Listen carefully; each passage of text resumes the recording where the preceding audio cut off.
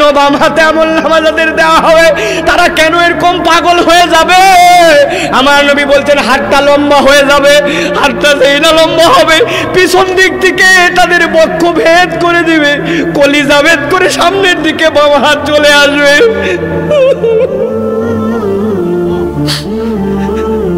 আল্লাহ,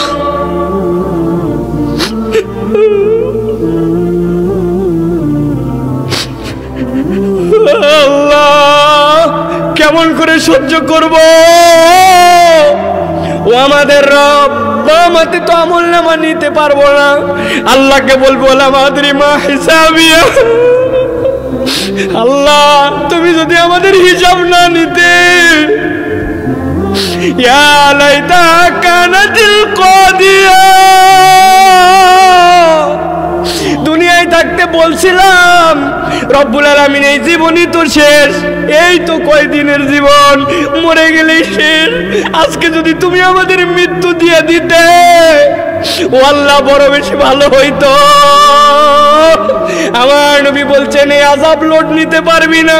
ও উম্মত, পিছন থেকে হাত যখন দিবে এই আমলনামা দেওয়াটা স্বয়ং একটা আযাবের কারণ হবে।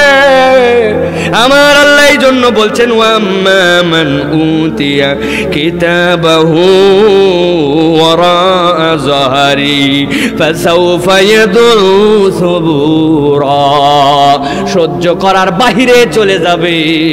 এই জন্য দুনিয়ার থেকে এমন ভাবে চলো যাতে করে তোমার আল্লাহ তোমার ডান হাতে আমলনামাটা দেয়।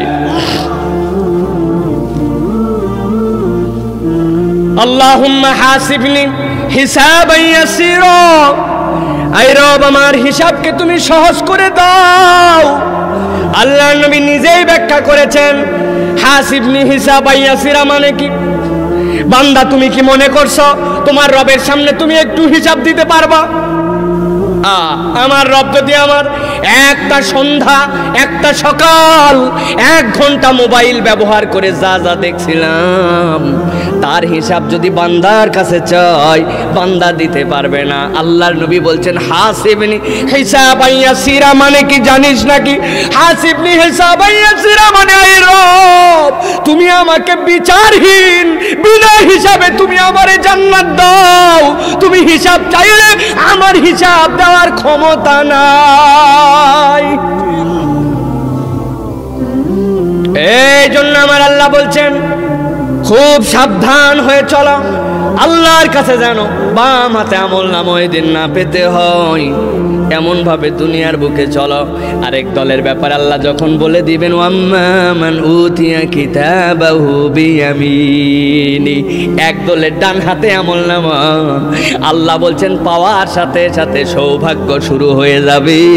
আল্লাহ বলছেন ইয়াসানুরুহুম বাইনা আইদিহিম ওয়া বিআইমানিহিম, ডান থেকে আর সামনে থেকে আলোয় আলোকিত করে দেওয়া হবে।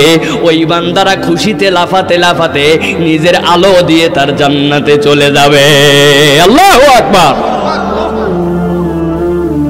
আমার আল্লাহ রাব্বুল আলামিন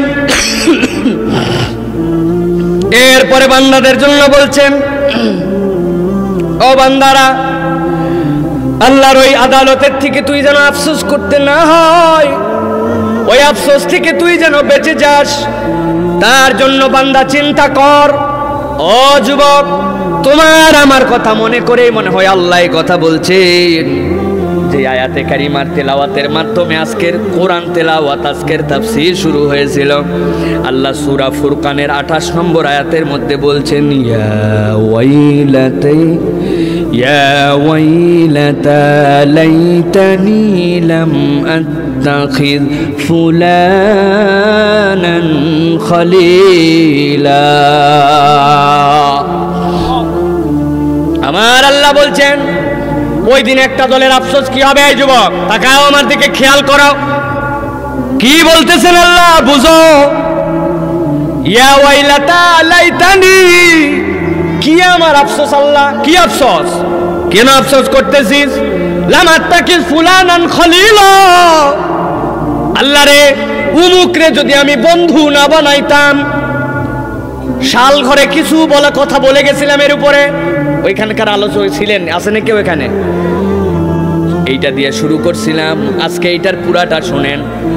আল্লাহ রাব্বুল আমিন বলছেন, ইয়া ওয়াইলাতা লাইতানি লাম আত্তাখিয ফুলানান খলিলা। আয় রাব্বুল আলামিন, আমি যদি অমুকরে বন্ধু না বানাইতাম। ফুলান মানে কি? মুখস্থ করে ফেলেন। ফুলান মানে অমুক। বলেন ফুলান মানে কি? জোরে বলেন, মুখ খোলেন। ফুলান মানে কি? অমুকের আরবি কি? ফুলান মানে কি? আমার আল্লাহ বলছেন, ইয়া ওয়াইলাতা লাইতানি লাম আত্তাখিয ফুলানা খলিলা। আয় আল্লাহ, আমি যদি অমুকরে বন্ধু না বানাইতাম। অমুকটাকে অমুক কোন লোকের নাম? আল্লাহ এখানে একটা শূন্যস্থান দিছেন, তুই খুঁজে দেখ তোর অমুককে নাকি তুই নিজেই অমুক। বন্ধু কি তুই নিজেই অমুক নাকি তোর এরকম অমুক কোন বন্ধু আছে? এবার জিজ্ঞাসা করবেন, হুজুর ওই অমুকের দোষটা কি যার কারণে আমি আফসোস করতেছি? জানার দরকার আছে কিনা? আমার আল্লাহ পূর্ণ করেছেন কথা। চলো তো এবার দেখি, ওই যে অমুকরে বন্ধু বানাইলাম, অমুকের দোষটা কি একটু শুনে দেখি তো। আল্লাহ বলছেন অমুকের দোষ এবার শোন। লাকাদ আদাল্লানি আনিয যিকরি বা'দা ইয জাআনি ওয়া কানা আশ-শাইতানু লিল ইনসানি খাযুলা। আমার আল্লাহ রাব্বুল আমিন বলছেন, এবার অমুকের দোষ আমি বলে দিচ্ছি। আল্লাহ লাকাদ আদাল্লানি আনিয যিকির। আয় রব্বুল আমিন, ওই অমুকের কোনোই দোষ ছিল না, খালি ছোট্ট একটু দোষ। কি দোষ? লাকাদ আদাল্লানি আনিয যিকির। আয় আল্লাহ, তোমার কোরআন থেকে, তোমার জিকির থেকে, তোমার স্মরণ থেকে আমার ওই দোষের কারণে আমারে ফিরতে হয়েছিল। লাকাদ আদাল্লানি আনিয যিকরি বা'দা ইয জাআনি। বুঝেই ফেলছিলাম, পেয়ে গেছিলাম, হাতের কাছে চলে আসছিলাম, তারপরেও রব্বুল আমিন ফসকায় গেছে কেবলমাত্র ওই বন্ধুর জন্য। ফসকানি মাছ কিন্তু বড় হয়। কি বোঝেন নাই আপনারা? এখনকার তো বুঝবেন। আমরা মাছ ধরছি নদীতে, আজকে বিকালে একটা টোপ দিছিলাম, আরে মিনিমাম 10-12 কেজি হবেই হবে। যে টান দিছিল আসলে হাফ কেজিও হয়তো হবে না, কিন্তু কে দেখছে কি টান দিছে আর কি, ফসকানি মাছ বড় হয়, ঠিক কিনা? আমার আল্লাহ বলছেন ওই দিন কিন্তু ফসকায় ধরা যাবে। লাকাদ আদাল্লানি আনিয যিকির। ওই বন্ধু, আয় রব্বুল আমিন আমার কি ক্ষতি করছিল? আমি কোরআন পেয়ে গেছিলাম, দিন বুঝে গেছিলাম, ওদের সাথে মিশার জন্য, ওই আইডিওলজি বিশ্বাস করার জন্য, ওই দলের চাপাবাজি করার জন্য, ওই মানুষগুলার সাথে থাকার জন্য, ওইটার সাথে ঘোরার জন্য আমি আল্লাহ আজকে পথ হারা হয়ে গেছি। ঠিক ঠিক একটু কম বলেন, বুঝে বলেন। দেখেন ওই ঠিকের মধ্যে আমি আছি কিনা। কার জন্য ঠিক বলতেছেন? আমি নিজেই তো আমার ঠিক হতে পারি। কে? হ্যাঁ দোস্ত, ওঠ, মোটরসাইকেল ওঠ। দোস্ত আসরের আজান হয়ে গেছে তো, মসজিদের দিকে আমি ওযু করে আসছি, নামাজ পড়েই তোর বাইক উঠবারে গাধা। আজকেই নিয়ে আইছি কুমিল্লা থেকে ইয়ামাহা এফজেডএস। আজকে বাইক প্রথম দিন, কালকে কিন্তু 2 নম্বর দিন হবে। আসরের নামাজ আজকেও পাবি, কালকেও পাবি, প্রতিদিন পাবি গাধা। ব্র্যান্ড নিউ বাইক আর উঠতে পারবি না। ওঠ। দোনো মনের মধ্যে পড়ে গেছে, কথা তো ঠিক, বন্ধুর কথায় বাইকের পিছনে উঠছে। এখন সিলেট মহাসড়কে একটা টান দিতে যাবে, নামাজে চলেই গেছিল ওই বন্ধুরে, বন্ধুর খপ্পরে নামাজ ছুটায়া নিয়ে বাইকিং করছে। আল্লাহ বলছেন লাকাদ আদাল্লানি আনিয যিকির বা'দা ইয জাআনি। আমার কাছে এসে যাওয়ার পরে প্রায় পেয়ে গেছিলাম, এই অবস্থার থেকে ওই বন্ধুর কারণে আমার কোরআন পথ থেকে হারা হতে হয়েছিল, ঠিক না? সব ক্ষেত্রে এরকম আছে। কোরআন আমার ভালো লাগে, ইসলাম আমার ভালো লাগে, কিন্তু পরিবেশ পরিস্থিতি আর এমন কতকগুলা সংস্রব, এমন কতকগুলা দলের আইডিওলজি বিশ্বাস করার কারণে নিজেই বুক ফুটায়া ওই স্ট্যাটাস দিতে পারে না যেই স্ট্যাটাস একজন নিরপেক্ষ মুসলমান দিতে পারে। বোঝেন না? না, ভালো করে বোঝেন। আমার আল্লাহ রাব্বুল আমিন বলছেন খুব সাবধান, এরকম বন্ধু তোমার যদি থাকে তুমি বিপদগ্রস্ত হবে।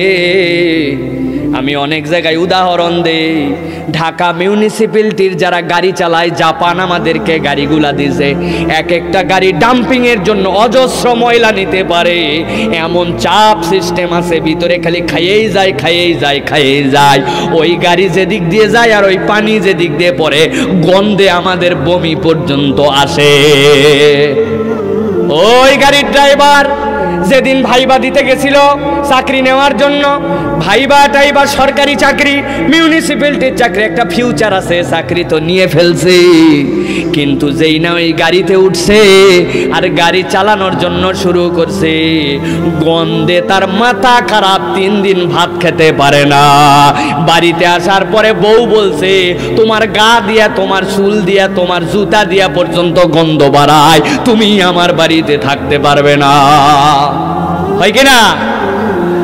1 দিন 2 দিন 3 দিন 5 দিন 7 দিন 10 দিন 15 দিন পার হওয়ার পরে ওই গাড়ি রাস্তার পারে দাঁড় করায়া দোকান থেকে বার্গার কিনছে, বার্গার কিনে গাড়ির সিটের মধ্যে বসেই বার্গার খায়, ময়লার গন্ধ কিন্তু এখন খুশবুতে রূপান্তর হয়ে গেছে। তাই ময়লা এখন খুশবু হয়ে গেছে নাকি ময়লার গন্ধ আছে? আপনার মনে কথা বুঝতেছেন না? না, এদিকে কথা বলতেছে কে, গোড়া কয়েক থাপ্পড় লাগাই দেন তো, একদম ঠাস ঠাস করে থাপ্পড় দেন, গায়ে বাঁধতেছে না? না, প্রিয় মুসলমান, ময়লার গন্ধ ময়লায় আছে, কিন্তু 15 দিনে উনি অ্যাডজাস্ট করে ফেলছে, আর গন্ধ লাগে না, ঠিক কিনা? প্রিয় মুসলমান, বন্ধুকে বলছে দোস্ত খবরদার আমার কাছে সিগারেট খাবি না, দূরে যাই খাবি, আমি গন্ধ তো সহ্যই করতে পারি না, ধোঁয়া লাগলে খক খক করে কাশতে কাশতে অবস্থা খারাপ। ওই বন্ধু যার সিগারেটের গন্ধ আর সিগারেটের ধোঁয়া সহ্য করতে পারে না, 10 দিন থাকার পরে যখন দোকানের থেকে সিগারেট কিনতেছি, সিগারেট কেনার সাথে সাথে ওই দোস্তই বলছে আমি কিন্তু ফার্স্ট কল। কয় নম্বর কল? 5 জন মিলে কিনছি, সবার আগে আমি ফুকবো, ধরাবো আমি, টানবো আমি, তারপরে তুই, তারপরে তুই, সিরিয়ালে উনি এক হয়ে গেছে। কেমন করে? প্রিয় ভাইয়ের এলাকা দাদাল্লানিয়ানি জিকির, আপনি কাদের সাথে মিশতেছেন, কাদের সাথে আপনার সহবত, এইটা বড় দামি ভাই। এই জন্য আল্লাহ বলছেন তুমি কেমন বন্ধু আর কাদের সাথে এরকম সম্পর্ক রেখে চলতেছ, হিসাব করে চলো, নসেদ কিন্তু ওই দিন আফসোস করা লাগবে। চিৎকার করে বলেন তো এই রকম বন্ধু আমরা অনেকে নিজে, আবার আমাদেরও এরকম অনেক বন্ধু আছে কিনা? সবাই বললেন না মনে হয়, না? আরে বলেন না হুজুর, এই তো ক্লাস 9 আর 6 মাস পরীক্ষা হলে এগুলো দোস্ত তো দূরের কথা, খেতা পুরি ঢাকায় চলে যাব আমি। এই কয়টা দিন, খালি কয়দিন, এই 6 মাস, এদেরকে এখন আর রাগায় কি লাভ? রাগারাগি করাচ্ছি না, আমি এদের সাথে মিশবই না। আর মাত্র 6 মাস। মুরব্বী হজে যান না কেন আপনি? আরে বলো না বাবা, আর 2টা বছর ব্যবসাপাতিগুলো খালি গুছাইয়া নেই, এরপরে হজে যদি যাই, আসার পরে আমি একবারে সুফি সাহেব। কয় বছর? আর মাত্র 2 বছর, এর মধ্যে যা টাউটারি বাটপারি আছে এইগুলো খালি করে শেষ করে নেই।